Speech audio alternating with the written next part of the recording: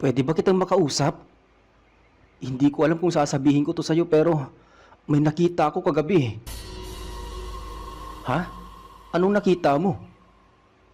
Pagka-uwi ko mula sa paghahanap, nakahiga ako. Pero pagdilat ko parang nasa ibang lugar ako eh. Hindi yun panaginip. Oh, mararamdam ko hindi yun panaginip.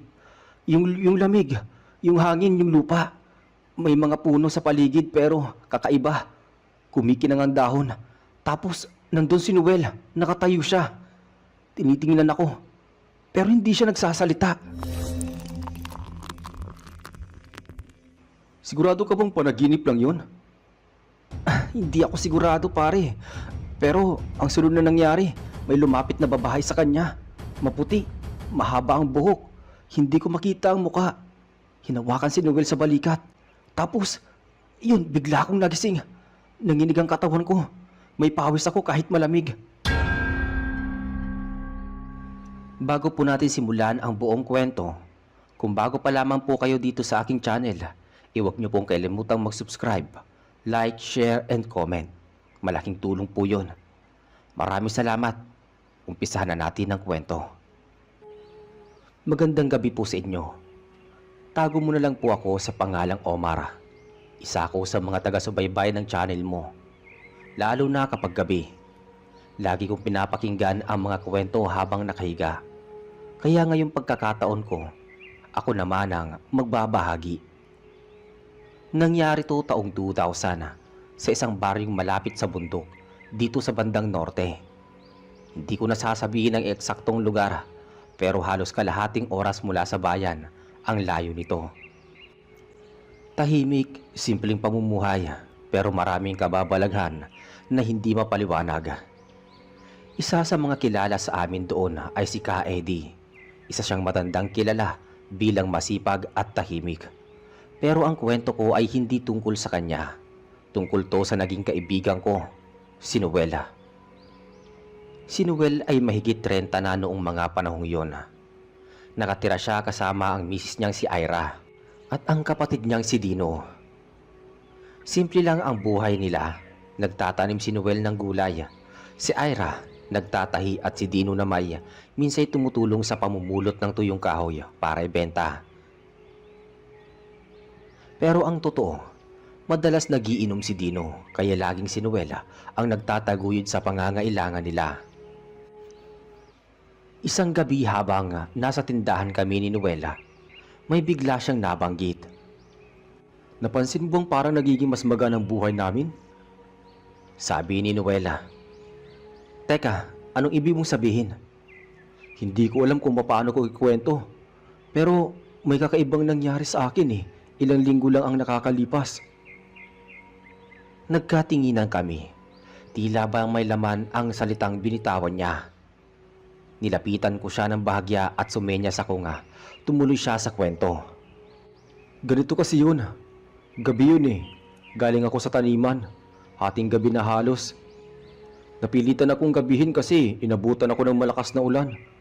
Habang pauwi ako, doon sa may bandang ilog may nakita akong ilaw. Hindi normal na ilaw, kulay asul.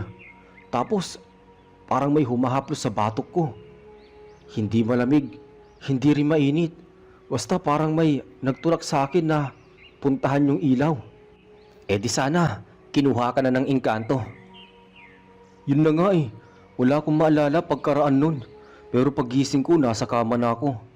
Basa ang damit ko pero tuyo ang katawan. May hawak akong malit na supot, kulay berde.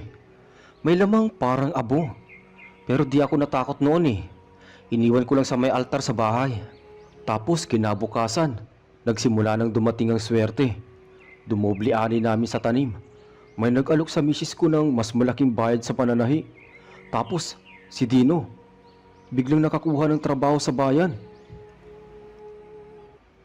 Hindi ko alam kung dapat ba akong matawa o maniwala kay Noela. Pero kitang-kita sa mata ni Noela na hindi siya nagbibiro. Akala ko nga nagkataon lang, Omar. Pero gabi-gabi nananaginip ako ng boses babaeng mahina ang tinig. Lagi niyang sinasabi, alagaan mo raw ang regalo ko. Ganun ang sabi niya. Huwag mo kakalimutan ang kasunduan, sabi pa nun. Napatayo ako bigla. Ah? Anong kasunduan? Yun ang hindi ko alam eh. Ilang araw ang lumipas. Lalo akong naging interesado sa nangyayari sa kanila. Sinasadya ko na silang puntahan tuwing hapon. Nakikita kong unti-unting lumuluwag ang buhay nila. May bago na silang motor. Nagkaroon ng masasarap na ulam sa hapag. At si Dino naman ay bihira na lang maglasing. Pero isang araw, pagdating ko sa bahay nila, nakita kong nakaupo si Ira sa may pintuan. Namumugto ang mga mata. Hindi pa siya nagsasalita pero alam kong may masamang nangyari. At ang sabi niya, "Si Noel nawawala." Ha? Anong nawawala? Pumunta raw sa taniman kagabi pero hindi na nakauwi. Ang mas nakakakilabot pa, nakita ng isang magbubukit na naiwan sa lupa ang suot niyang tsinelas na may dugo. Si Noel nawawala. Parang bumigat ang paligid. Nakatingin lang ako kay Ira habang iniisip anong klaseng dahilan para mangyari yun. Hindi ako makapaniwala. Isang araw, ang pagitan mula sa kwento ni Noel tungkol sa engkanto. Tapos ngayon ganito. Sino pa nakakaalam? Nagsumbong na ba kayo sa barangay? Tumango si Ira. Kaninang umaga pa, pero sabi nila baka daw gumala lang. Pinapahanap pa. Maya-maya, lumapit si Dino, pawisan halatang puyat. Umalis ako kagabi, kaninang alas 5. Hinahanap ko siya sa may ilog, doon sa may palayan, pati sa may looban. Wala talaga, parang naglaho, ni bakas wala talaga eh. Hindi na ako nagsalita pa. Tinapik ko lang si Dino sa balikat saka ako umalis saglit para tumulong sa paghahanap. Bitbit ko ang flashlight na luma at kutsilyo kong laging nasa motor. Di ko rin maintindihan pero may kutob ako na noon pa man na hindi basta-basta ang nangyari kay Noela. Mga bandang alas 10 ng gabi, bumalik ako sa bahay nila. Nakaupo sa may paso si Ira. Hawak ang rosaryo habang tahimik na umiiyak. Si Dino naman, nakasandal sa poste. Hawak ang kalahating bote ng gin. Hindi pa lasing pero halatang gusto niyang umpisahan. Saan kaya siya napunta? Bulong ni Ira. Baka may kinalaman sa mga panaginip niya. Sabi ko naman. Anong panaginip? Sabay tingin ni Dino sa akin. Hindi kaagad ako sumagot. Pinili kong hintayin lang si Ira ang magsalita. May kinuwento si Noel kay Omar nung isang araw. Tungkol sa ilaw na nakita niya sa babaeng bumubulong sa panaginip niya. Paliwanag ni Ira kay Dino. Yung sinasabi niyang alagaan mo ang regalo ko. Narinig ko na yun minsan eh. Akala ko inaantok lang siya. Singit ni Dino. Napatingin kami sa isa't isa. May katahimikang nakabibingi. Parang sabay kaming napaisip na baka guni-guni lang ang lahat.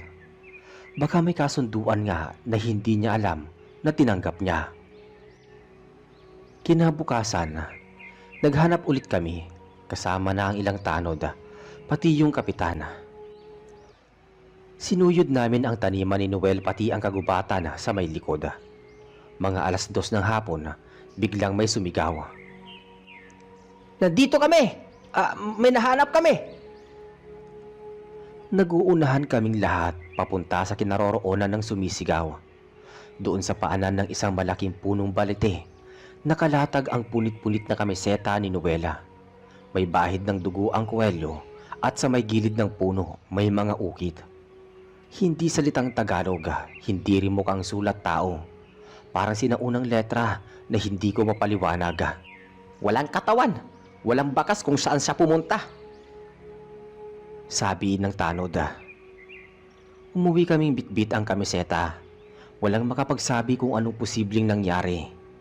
Ang mga matatanda nagsimulang magbulungan. Engkanto raw o kaya anino. Yung iba naman sinasabing baka napagtripan ng masasamang loob. Pero alam ko at alam din naming tatlo, Hindi basta-basta tao ang may gawa nito. Kinagabihan habang nakaupo ako sa bahay, may kumatok. Si Dino. Pwede ba kitang makausap? Tumango ako at pinaupo ko siya sa upuan sa labas habang nilalapag ang 2 tasa ng kape. Hindi ko alam kung paano sasabihin to sa'yo pero may nakita ako kagabi. Anong nakita mo? Pagka-uwi ko mula sa paghahanap, nakahiga ako. Pero pagdilat ko parang nasa ibang lugar na ako. Hindi yun panaginip, Omar. Ramdam ko yun, yung lamig, yung hangin, yung lupa. May mga puno sa paligid pero kakaiba. Kumikinang ang dahon tapos nandun si Noel nakatayo. Tinitingnan niya ako pero hindi siya nagsasalita eh. Sigurado ka bang panaginip lang yon? Hindi ako sigurado. Pero ang sunod na nangyari, may lumapit na babae sa kanya. Maputi, mahaba ang buhok. Hindi ko makita ang muka. Hinawakan si Noel sa balikat tapos bigla akong nagising. Nanginginig ang katawan ko. May pawis ako kahit malamig. Yun ba yung babaeng sinasabi niya? Baka nga eh. Pero teka, may sinabi pa siya sa panaginip ko. Boses niya mismo. Sabi niya, Dino, huwag kang lalapit. Hindi pa tapos ang kasunduan. Biglang tumayo si Dino. Parang hindi na mapakali. Uma, baka ako na ang susunod. Kalma ka lang. Hindi natin alam kung anong kasunduan yun at kung totoo ngang engkanto. Baka may paraan para makausap natin sila.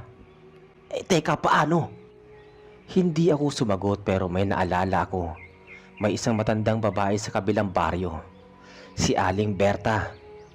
Maraming nagsasabing may alam siya sa mga di nakikitang nilalang.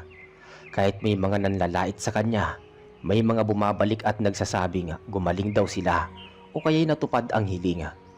Doon ko naisip na pumunta. Kinabukasan maaga pa lang, nagpunta na kami ni Dino kay Aling Berta. Matagal naming hinintay na buksan ang gate. Pagbukas niya ng pinto, tinignan niya kami mula ulo hanggang paa. Kayong dalawa, may dalang mabigat. Pumasok kayo. Tahimik kaming pumasok. Ang bahay niya ay puno ng dahon, bote at mga palamuti. Parang luma na ang lahat pero maayos naman. May nawawala sa inyo, tama? Tumango si Dino. Ako na ang nagsalita. Kaibigan namin nawawala. Tapos may kakaibang panaginip. May babaeng parang engkanto. Hay, hindi engkanto ang kumuha sa kanya. Napatingin kami pareho sa kanya. Kundi ikaw, Dino. Ikaw din ang dahilan. Anong ibig mo sabihin? Taka at galit na tanong ni Dino sa matanda. Kayo ni Noel, magkasama sa isang kasunduan. Pero isa lang sa inyo ang pwedeng piliin. Isa ang tatanggap ng biyaya, isa ang babawiin. Tumayo si Dino, umiiling. Hindi ko alam to. Hindi ako nakipagkasundo. Hindi kailangan ng pahintulot kapag ikaw ay nandoroon.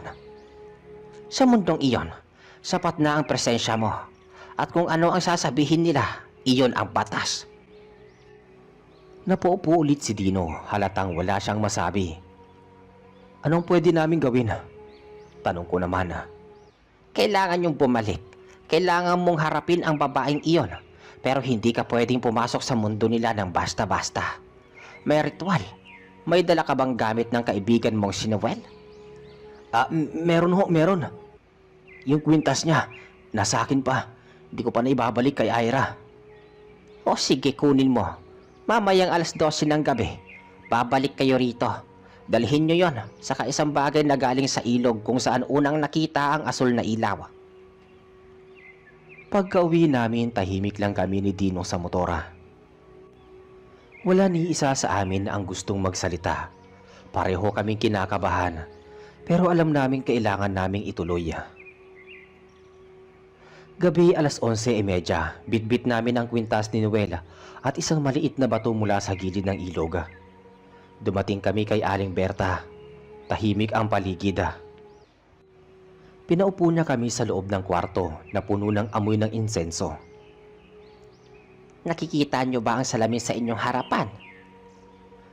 Oo. Hindi yan ordinaryong salamin. Diyan mo makikita kung may papayag na makipag-usap sa iyo mula sa mundo nila. Pero tandaan mo, Dino, kung anong makita mo, huwag kang magsasalita hanggat hindi ka kinakausap. Tumango si Dino sa panuto ng matanda. Sinindihan ni Aling Berta ang kandila at ipinatong ang kwintas sa gitna. Pinikit niya ang mga mata at nagsimulang bulungan ang isang dasal na hindi ko naintindihan. Parang hangin sa paligid ay biglang lumalamig. Maya-maya, biglang tumigil si Aling Berta. Tumingin kay Dino. Tumitig si Dino sa salamin. Ako naman, napatayo sa kaba. Pagtingin niya, bigla siyang nanigas.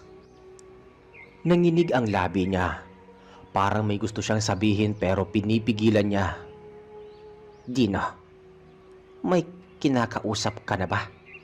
Parang walang hangin sa paligid habang nakatitig si Dino sa salamin. Nakahawak siya sa gilid ng mesa. Parang pinipigil ang sarili niyang magsalita. Nanginginig ang panga niya.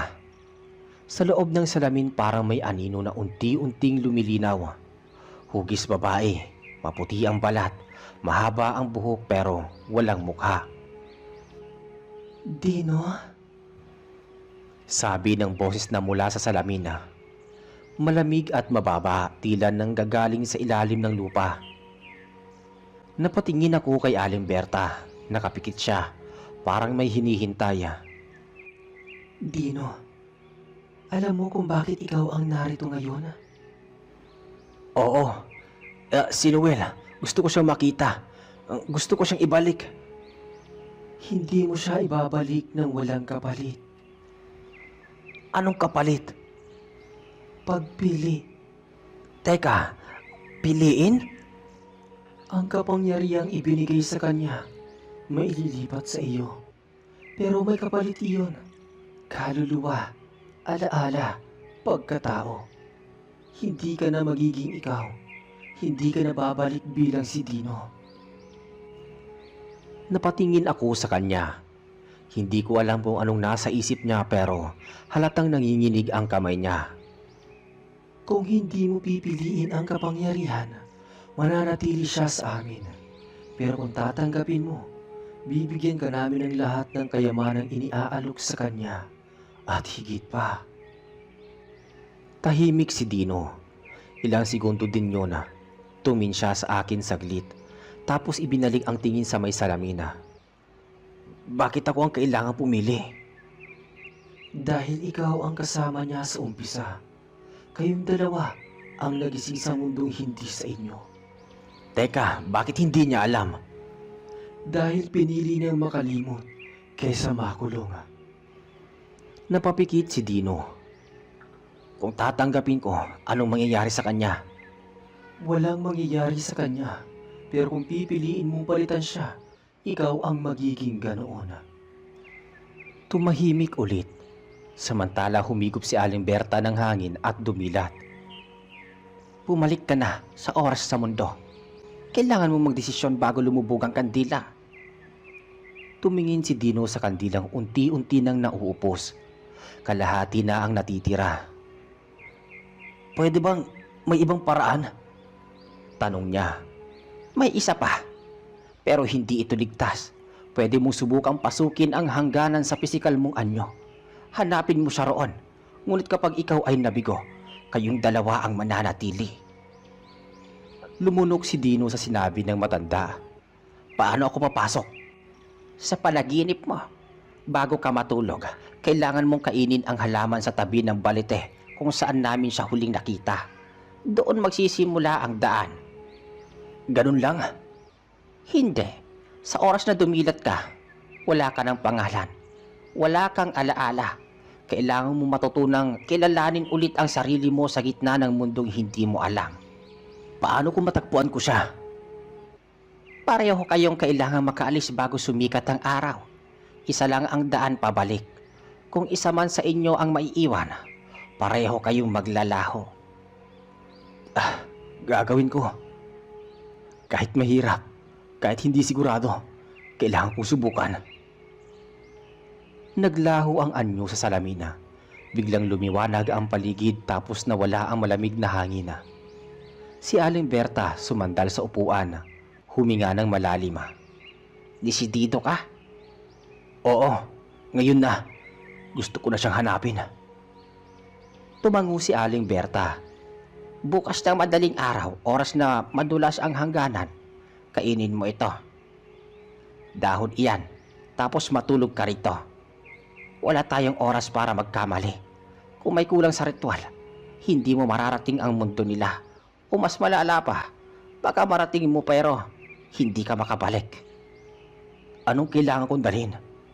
Wala. Lahat ng kailangan mo matututunan mong hanapin doon. Teka, pwede ba akong sumama? Singit ko naman sa usapan ng dalawa. Hindi. Isa lang ang pinayagan at isa lang ang hinahanap. Umuwi kami ni Dino para maghanda. Di ko siya iniwan buong araw. Kinabukasan bago mag 3:00 ng madaling araw, bumalik kami kay Aling Berta. Sa may tabi ng bahay niya, may nakalatag na banig. Pinakain niya si Dino ng dahon. Mapait, berde, parang kulubot. Tumitig lang siya sa akin bago humiga. Kung sakaling di na ako makabalik, sabihin mo kay Ira, patawad. Walang mawawala bro. Wala, makakabalik ka. Sagot ko naman kay Dino. Pumikit na si Dino. Nang sumapit ang 3:00, nagsimula ang pagbabago. Umihip ang hangin.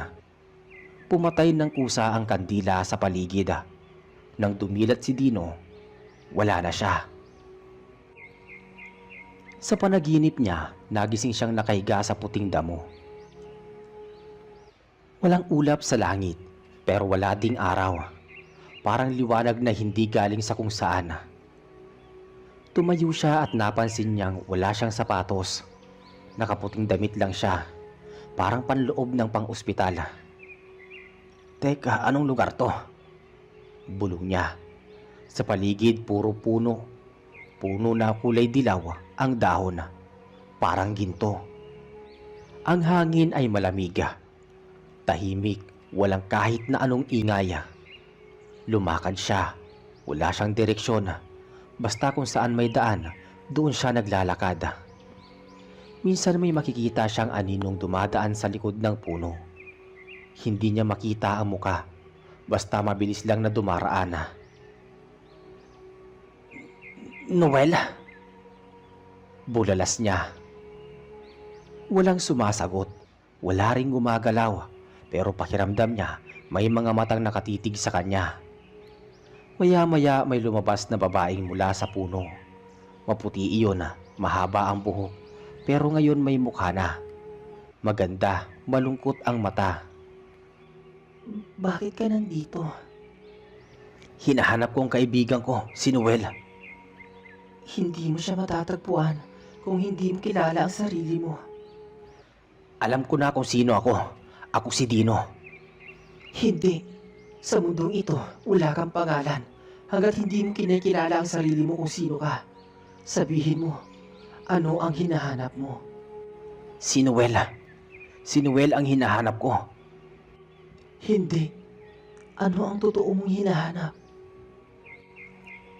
Natigilan siya. Tumingin sa paligid tapos bumulong. Patawad. Gusto kong humingi ng tawad sa kanya. Hindi ko siya pinaniwalaan. Iniwan ko siya. At ngayon, wala na siya. Kung ganon, hanapin mo siya sa loob ng alaala mo. Biglang lumiwanag ang paligid. Parang sumiklab ang langit. Napapikit si Dino. Pagdilat niya, nasa ibang lugar na siya. Palengke. May mga taong namimili pero wala siyang marinig. Tinignan niya ang paligid. Sa dulo ng palengke, may batang lalaking nakatayo. May hawak na laruan. Noel? Ngumiti ang bata pagkatawag niya. Tapos tumakbo. Hinabol na ito. Paliko-liko sa gitna ng mga lumang iskinita. Hanggang sa makarating siya sa isang lumang silida. isang abandonadong classroom. Doon sa loob, may lalaking nakaupo. Nakatalikod, may hawak na piraso ng papel. Dino? Noel? Pagharap ni Noel, parang hindi ito tumanda. Mukhang 17 taong gulang pa rin. Katulad noong huli nilang sabay na naglalaro sa computer shop. Ngumiti ito pero halatang pagod. Anong ginagawa mo rito? Tanong ni Noel. Sinusundo kita. Teka, bakit? Dahil hindi pa tapos ang kwento natin. Umiling si Noel. Hindi mo ako dapat sinusundan. Pero salamat. May paraan pa para makabalik tayo. Pero kailangan natin magmadali. Tumayo si Noel. Alam ko ang daan palabas. Pero hindi ako sigurado kung bukas pa yon. Anong ibig mong sabihin? Sabi ni Dino. Kapag hindi natin narating ang hangganan bago magbukang liwayway, mawawala ang daan. Matutulad tayo sa mga nakikita mong anino. Tumango si Dino. Saan tayo dadaan? Sa saglit na pagtatagpo ng kanilang mga mata, alam nilang parehong handa silang sumugal sa oras na yon. Tumakbo sila palabas ng classroom papunta sa direksyong tila tinatawag sila ng hangin. Tumakbo sila ni Noel sa gitna ng puting damo habang ang kulay ng langit ay unti-unting nagbabago. Kanina'y kulay abo lang pero ngayon parang may bahid na ng kahila. Hindi sila sigurado kung ibig sabihin nun ay papalapit na ang liwanag ng araw. Basta ang alam ko lang, kailangan nilang makarating sa sinasabi niyang hangganan. Malapit na ba tayo? Tanong nila sa isa't isa. Oo, pero kailangan nating dumaan sa ilog ng anino. Sagot ni Noela. Doon madalas nahuhuli ang mga katulad natin. Hindi tubig ang nasa ilog. Alaala yon. Kung hindi ka marunong tumawid, lulunurin ka ng sarili mong nakaraan. Lumiko sila sa isang daan kung saan ang mga puno ay itim ang katawan at kulay kalawang ang mga dahon. Sa ilalim ng mga ugat, may mga mata. Literal na mga mata, parang mga matang walang talukap pero sumusunod sa bawat galaw nila. Bilisan mo! Huwag kang tumingin sa mga mata nila. Anong mangyayari sa atin pag tumingin tayo? Babalikan ka nila sa mundo mo. Hindi na tinanong ni Dino pa kung anong ibig niyang sabihin. Nilakasan na lang nila ang takbo. Hanggang sa narinig na lang nila ang tunog ng tubig. Pero hindi yun parang ilog. Parang mga boses na nagsasalita na sabay-sabay. Mga boses ng sanggola, ng matanda, ng babae, ng lalaki.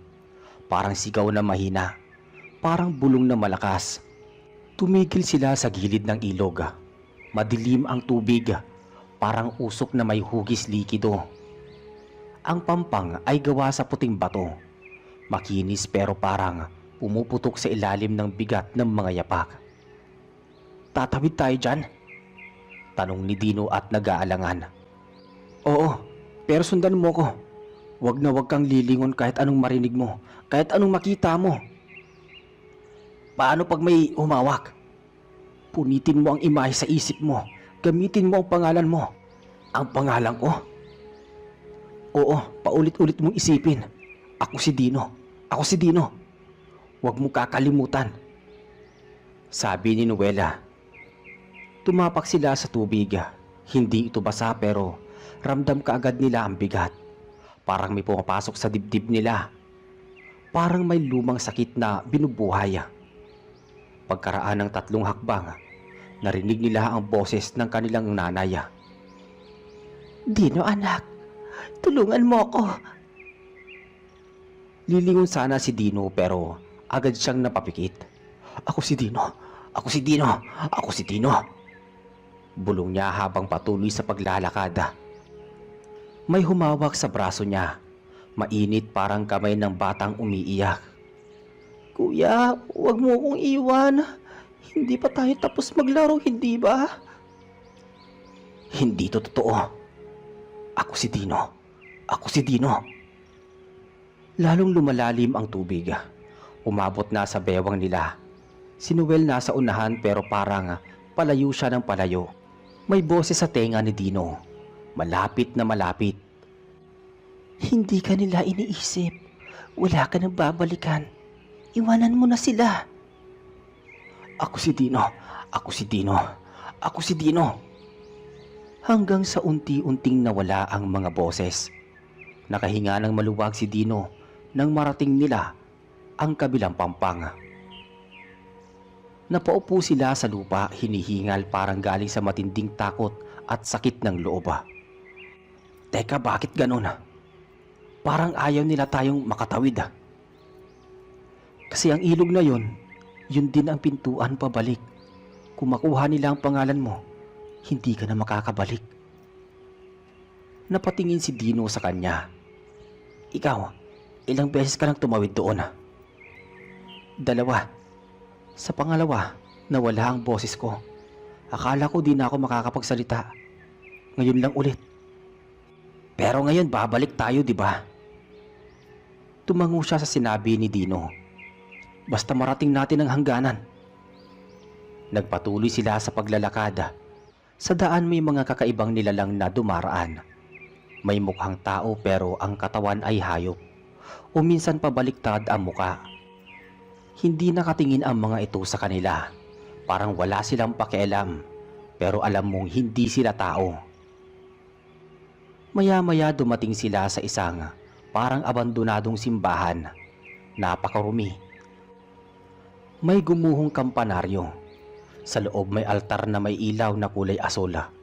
Sa gitna ng altar may pintuan, hugis arko. Gawa sa ugat ng kahoy at sa loob nito ay parang langit na may ulap na umiikot. Yan ang hangganan. Sabi ni Noela, kapag tumapak tayo dyan, pwede na tayo magising sa mundo. Pero may bantay. Hindi pa man niya natatapos ang pagsasalita, may lumabas sa gilid ng altar.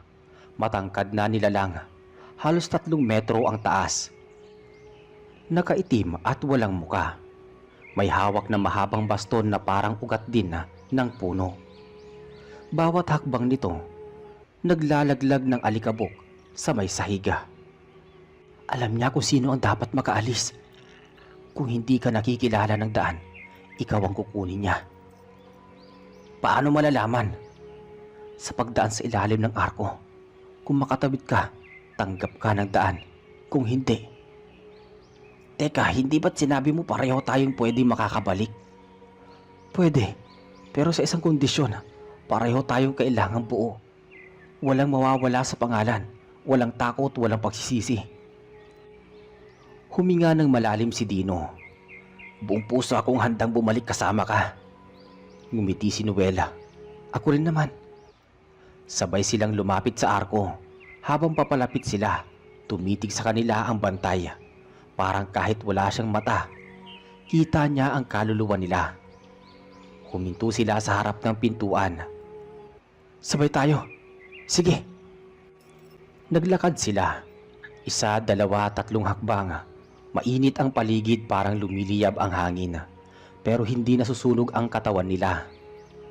Nang makarating sila sa mismong gitna ng arko, biglang humuni ang baston ng bantay. Parang busina sa ilalim ng lupa. Umalingaw-ngaw iyon. Napalingon siya kay Noela. Nanginginig siya dahil may kulang. Ang tanong sa kanyang isipan ay ano? Pangalan ko. Hindi ko pa rin matandaan ang lahat. Sabihin mo. Hindi ko alam. Noel, anong apelyido ko? Sabi ni Dino bigla. Maya-maya pa biglang umangat ang baston ng bantay.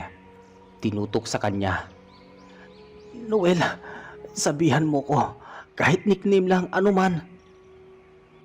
Dino pala ang pangalan ko. Dino! Pagkasabi nun parang may sumiklab na liwanag sa paligid. Ang baston ng bantay ay bumaba. Tumigil ito at tumingin sa kanila at umatras. Kumislap ang buong arko, parang nahulog sila sa liwanag. Nagising silang basang-basa ang katawan. Nasa sahig sila ng bahay ni Aling Berta. Si Noel nasa tabi niya. Nakahandusay pero humihinga. Agad akong lumapit sa kanilang dalawa.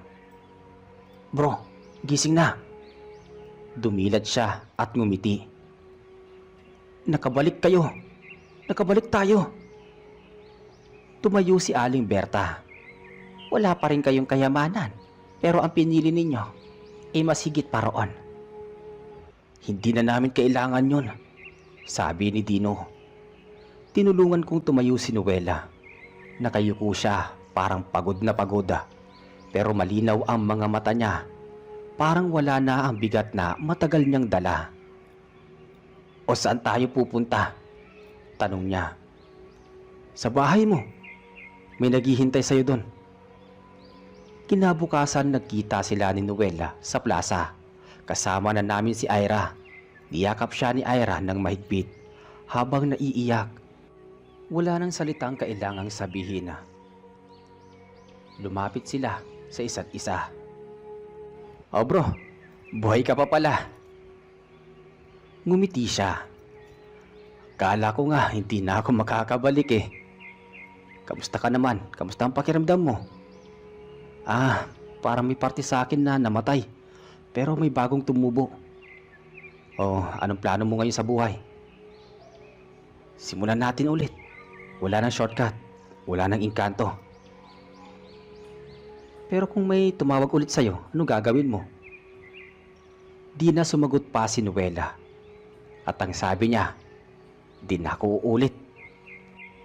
Pagkatapos ng lahat na nangyari, naging maayos na ang lahat, naging payapa na, at hindi na umasa pa sa biglaang swerte. Nagsikap kami sa buhay namin upang maabot namin ang aming mga gusto at kailangan sa buhay. At hanggang dito na lamang po natatapos ang kwento. Maraming salamat at naway may napulot po kayong aral. Hanggang sa muli.